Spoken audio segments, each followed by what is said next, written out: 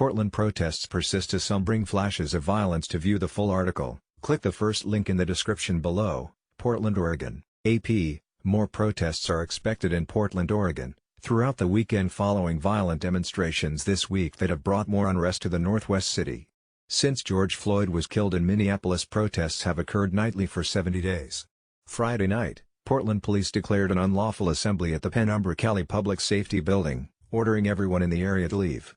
Authorities had previously warned people not to trespass on the property. Protesters remained for several hours before officers began to rush the crowd away from the building using crowd control munitions early Saturday. Several people were arrested, police said.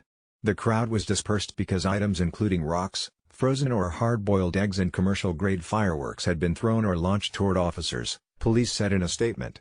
Oregon State Police worked with Portland officers to clear the protesters. Some demonstrators also filled pool noodles with nails and placed them in the road, causing extensive damage to a patrol vehicle, police stated.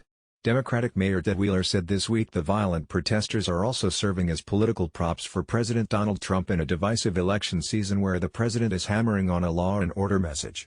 Trump has tried to portray the protesters as sick and dangerous anarchists running wild in the city's streets.